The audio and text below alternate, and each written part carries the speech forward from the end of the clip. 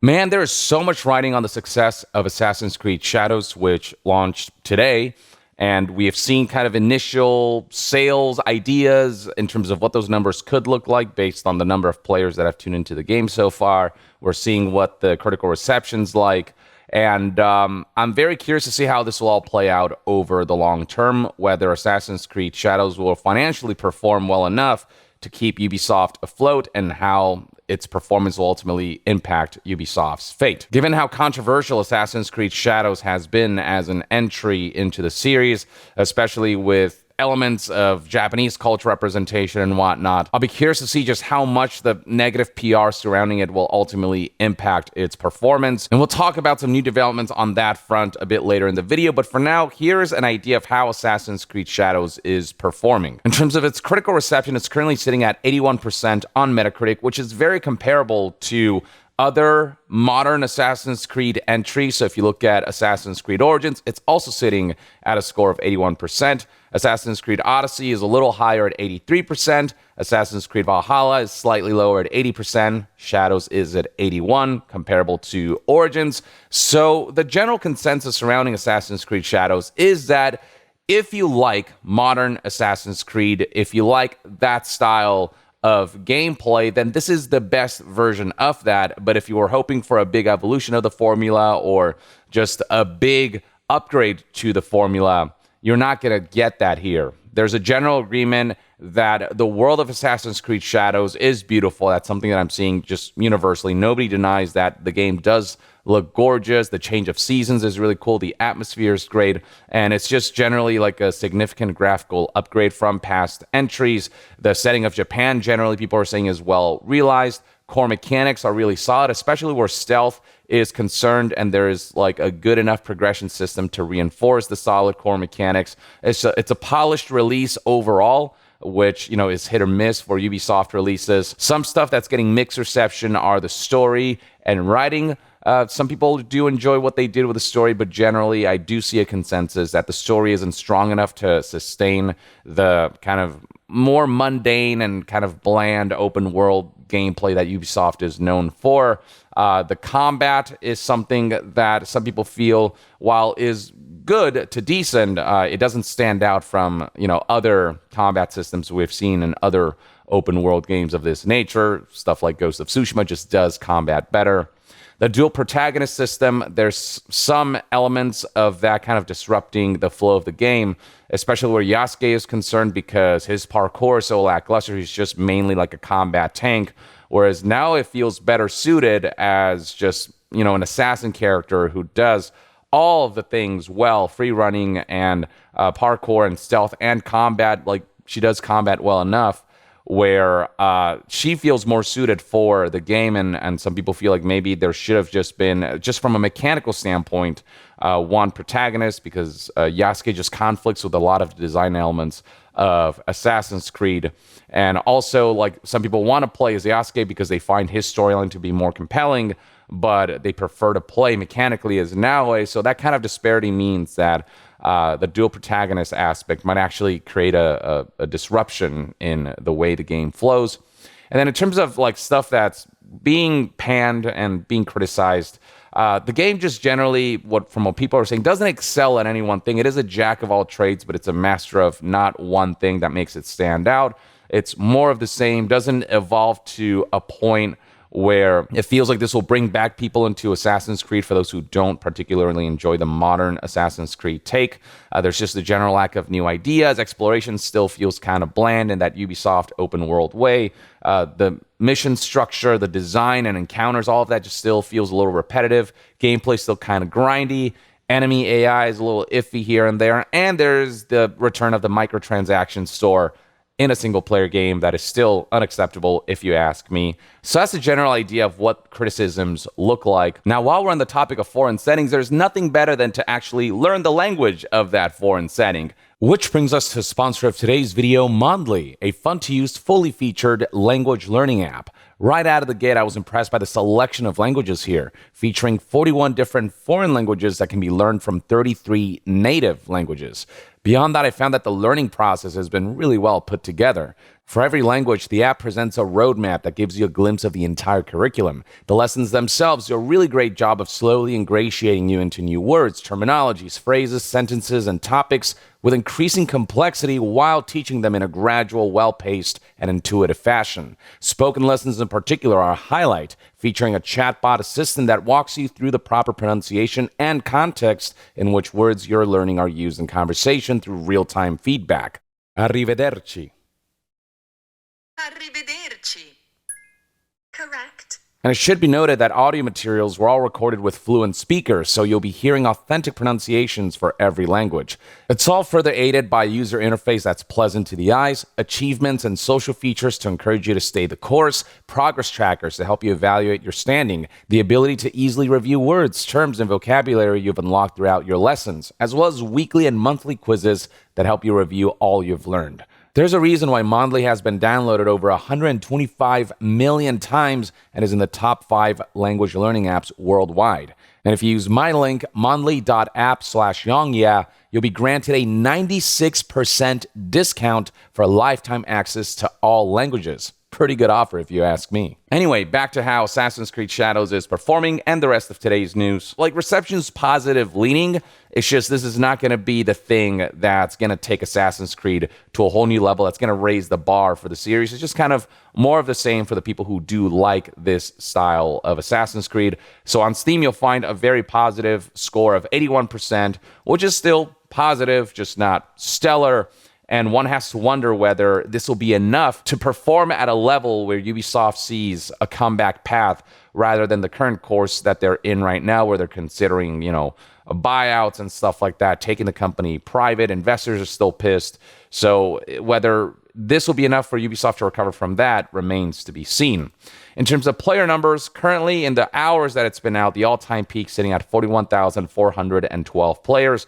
Whether that will fluctuate and go up, later in the week, that remains to be seen. But in terms of how this compares to other entries in the series, Assassin's Creed Origins peaked similarly at roughly 41,000 players during its entire run. Assassin's Creed Valhalla, oddly, only peaked at 15,000 players, likely because a lot of players play this on the Ubisoft platform. Assassin's Creed Valhalla, I believe, was the best-selling entry in the series, so to see the all-time peak being that low is kind of strange. Assassin's Creed Odyssey saw the best all-time peak concurrent player numbers on Steam at roughly 62,000. So Assassin's Creed Shadows, I'm curious if it will ultimately be able to become the next best-selling entry, especially given the intrigue of its setting of Japan, or whether the negative press impacted it negatively enough and whether the review scores aren't stellar enough for Assassin's Creed Shadows to be the absolute must-play game of this time period. So far, Assassin's Creed Shadows is kind of doing how people expected. It's not surpassing any one metric. It's not like doing decidedly worse than any past entries. It's just, it doesn't currently critically and commercially seem to be doing worlds better either. So it's just kind of more of what we've seen before is what it looks like. At the very least for now, Assassin's Creed Shadows is certainly not performing at the level of something like Kingdom Come Deliverance 2, which peaked at over 256,000 players, or at the level of something like Split Fiction, which peaked at over 259,000 players. It couldn't even beat Dragon Age The Veilguard with its 89,418 peak concurrent players, all-time peak concurrent players on Steam, and this game underperformed in EA's eyes, only having engaged 1.5 million players. So I have to wonder how Assassin's Creed Shadows is performing with peak numbers that are half that. I imagine that a lot of people are playing on Ubisoft's own launcher and platform, so this may not be the most accurate representation. That's something to keep in mind. But at the end of the day, we'll find out cold, hard numbers later on when Ubisoft is prepared to share those figures to investors, which they eventually have to. But this is kind of the general idea of where things are looking at. But yeah, for some context and comparison, Kingdom Come Deliverance 2 with these all-time peak concurrent player numbers sold roughly 1 million units in its first day, and much more will be sold throughout the course of February with the expectation of 2 million copies sold by the end of February. It's already March. I imagine this game is long shot past that. Then we have Split Fiction, which at these peak concurrent player numbers, all-time peak concurrent player numbers, that represents roughly 2 million copies sold in 1 week. And so yeah, I'm very curious to see how these all-time peak concurrent player numbers for Assassin's Creed Shadows will ultimately translate to sales over a long period of time. Now, while all of that is happening, something else that Assassin's Creed Shadows is dealing with is sort of all of this PR surrounding it, especially where Japan is concerned. And there have been a number of occasions where Assassin's Creed Shadows marketing has been called out for being disrespectful towards the Japanese culture. One clip that raised a lot of discussions was this one right here, showing that players can go into Japanese shrines and just destroy elements on the inside, essentially debase it. And given the importance that shrines play in Japanese culture, this is something that garnered a lot of attention, especially given that the shrines shown in Assassin's Creed Shadows, some of them are based on real-life shrines. So the clip, for example, showed the Itate Hyozu shrine, an in-game location based on the real-life shrine of the same name. Debasing a shrine as shown in that clip of Assassin's Creed Shadows is considered sacrilege, and so officials of that shrine were none too happy to learn that you can debase the shrine in the game, that you have destructible elements that you can partake in through gameplay. And so officials of the Itate Hyozu shrine kind of spoke out and said that not only were they not contacted about this and how they would have refused if they were contacted for permission about this, they also said that they would be, quote unquote, taking appropriate action, though we haven't seen any new developments on this front, and they didn't specify exactly what taking appropriate action means. But officials were not happy to see their shrine represented that way, seeing it be destructible, and it being potentially something that encourages folks to go in and destroy or kind of vandalize this shrine. Again, shrines are very culturally significant in Japan. Doing something like that in real life would be considered the highest level of insult. And so them seeing that in gameplay form just didn't quite strike right. Which brings us to the most recent developments on this front, which is the Prime Minister of Japan kind of discussing concerns surrounding this kind of representation of real-life Japanese shrines in a video game like Assassin's Creed Shadows. So the current Prime Minister of Japan is Shigeru Ishiba, who recently was part of an official government conference meeting where the topic of Assassin's Creed Shadows came up. IGN decided to translate that information through their colleagues in IGN Japan so that the translation is accurate and the context is correct. And basically, one of the members of the House of Councilors of Japan, Hiroyuki Kata, had the following to say about his concerns on the matter of Assassin's Creed Shadows, saying that I fear that allowing players to attack and destroy real-life locations in the game without permission could encourage similar behavior in real life. Shrine officials and local residents are also worried about this, as we saw in past news. Of course, freedom of expression must be respected, but acts that demean local cultures should be avoided. And so here's what Prime Minister Ishiba had to say in response, quote, "How to address this legally is something we need to discuss with the Ministry of Economy, Trade and Industry, the Ministry of Education, Culture, Sports, Science and Technology, and the Ministry of Foreign Affairs. Defacing a shrine is out of the question. It is an insult to the nation itself. That's how culturally significant shrines are in Japan. When the self-defense forces were deployed to Samawa, Iraq, we ensured they studied Islamic customs beforehand. Respecting the culture and religion of a country is fundamental, and we must make it clear that we will not simply accept acts that disregard them." Now, it needs to be clarified that he's not specifically talking about Assassin's Creed Shadow. He's not saying that that game is an insult to the nation itself and that it is unacceptable. He's saying like the real-life act of debasing a shrine, that is an insult to the nation itself. That is deemed as completely unacceptable in the country. And this is a response to the idea of people potentially vandalizing shrines in real life because they played Assassin's Creed Shadows and they would think it's funny to copycat what you can do in the game. That's the concern. The Prime Minister is saying that if someone were to perform such an act in real life, then there has to be discussions as to how to handle that legally, and that doing something like that would be a complete insult, and that is just not something that they would take lightly. There have been occasions in the past where certain media, like movies or video games, have inspired, copycat violence. When something that's in real life is represented in media and, something happens to that real life thing, whether it is vandalism and whatnot, some people might feel like it's funny to try to imitate that and do it for real in real life because, for social media points, whatever it might be. And so that's the concern of what this game might inspire. And so comments were more against that specifically, especially during a time when tourism in Japan is at an all-time high, especially because of, what happened post-pandemic and the weakening of the yen.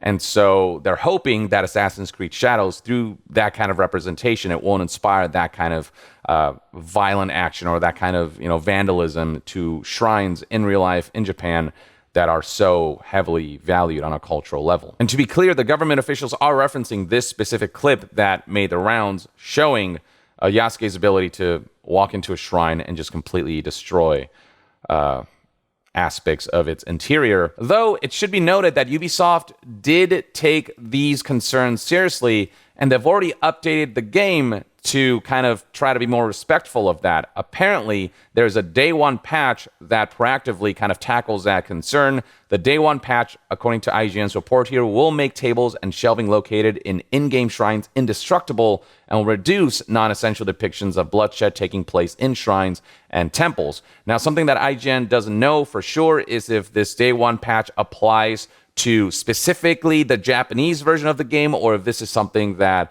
is being done across all versions of the game. I'm sure we'll find out over the coming days. Though I imagine that if Ubisoft's intent is to kind of respect those concerns, then they will do this across the entire game. So Ubisoft definitely has been paying attention to these controversies and have been taking proactive actions. News outlets like Insider Gaming have reported in the past that a big part of why Assassin's Creed Shadows was delayed numerous times, aside from it just needing extra polish, was that developers wanted to tweak elements of Japan and the cultural representation, and just taking feedback of people who felt like Japanese culture wasn't being represented in an appropriate way. And so we're seeing one way in which that's being manifested live through this patch that seemingly removes the destructible element of stuff that you'll find in shrines. This isn't the first time that Ubisoft has responded to concerns that Japanese culture is being represented in an inappropriate way. Back when this was announced by Pure Arts, this figurine of Nao and Yasuke that also featured the one-legged Torigate, when people highlighted that this is offensive because the one-legged Torigate represents the remnants of the Nagasaki atomic bombing that took place, that horrific event, and the one-legged Torigate being kind of the one Torigate that is in that state as a result of that bombing, they had to pull that particular figure design, and so Pure Arts came out with this statement, this apology, where they said that we recently released an insensitive design. We appreciate and have learned from the concerns brought to our attention, and we apologize for the harm that this has caused. And so they said that they're going to go back to the drawing board and redo the design in consideration of what people have expressed about featuring such a dark aspect of Japanese history as something you can sell, as a figurine and whatnot. And then prior to that, Ubisoft had to apologize because they used a real-life reenactment group's flag in Assassin's Creed Shadows without permission, specifically the Sekigahara Teppotai flag. While this is something that will no longer be used in promotional material, this is unfortunately already printed in the collector's edition's art book. And so while they apologized and made reparations where they couldn't fully get rid of this issue. And so the reenactment group's flag will ultimately be featured in officially released Assassin's Creed Shadows products, despite that permission not being given. Despite their exchanges with Ubisoft, they were not able to make progress on that front because Ubisoft insists that the collector's edition art book, that's already a done deal and it's already printed and they can't put that genie back in the bottle. At one point back in July 23rd, 2024, Ubisoft directly addressed the Japanese community and apologized for elements that might have caused offense. In the apology, Ubisoft said things like, despite the sustained efforts of consulting with collaborators who could guide them on Japanese culture representation, we acknowledge that some elements in our promotional materials have caused concern with the Japanese community. For this, we sincerely apologize. They express that the game will keep evolving until launch, meaning that they will tweak those elements, the Japanese culture representation. And they said that based on the constructive criticism we have received, we'll continue our efforts until we put this game into your hands and beyond. And indeed, we have seen that kind of put into action, especially with the day one patch that removes the ability to destroy the inner elements of shrines and whatnot. And in the apology statement, Ubisoft emphasized that ultimately this is historical fiction and that this game was never meant to be the most accurate representation of Japanese historical events. and the like, that this was always meant to kind of take liberties to kind of tie it into the lore of Assassin's Creed.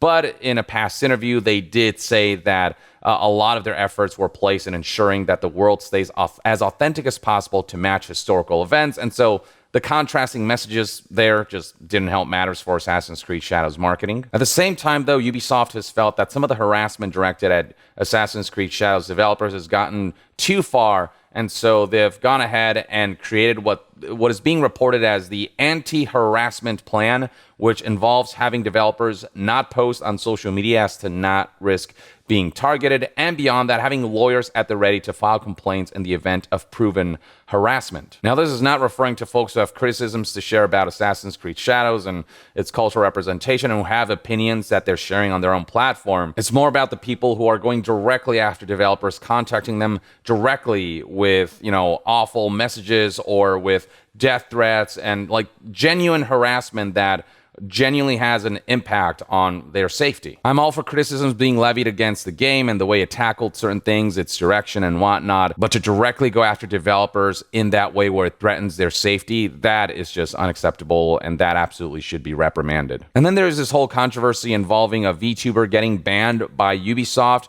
because they decided to stream Assassin's Creed Shadows in sponsored fashion upon the agreed time of 7 a.m. It was on Ubisoft's end where they confused 7 a.m. with 7 p.m. And so when the Twitch streamer went live at 7 a.m., Ubisoft decided to ban them and pull their stream down. And so the mix-up on Ubisoft's end caused this VTuber to be temporarily banned.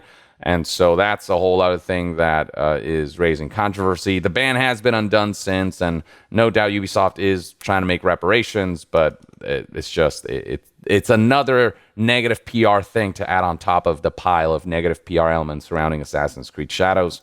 And so with all of this in mind, it'll be very curious to see how things develop for this game. I'll keep you updated on future developments. In the meantime, though, let me know in the comments below what your thoughts and opinions are on Assassin's Creed Shadows. Have you played the game yourself? Are you enjoying it? And what do you think about all of the controversy surrounding it? Do you think it'll impact the game enough as to see its sales significantly suffer? Or do you think it'll end up selling really well as past Assassin's Creed entries, modern Assassin's Creed entries have? Share your thoughts in the comments below, and to be further updated on all things gaming news, reviews, and discussions, stay tuned right here on Young Yeah. I'll see you guys next time. Young out.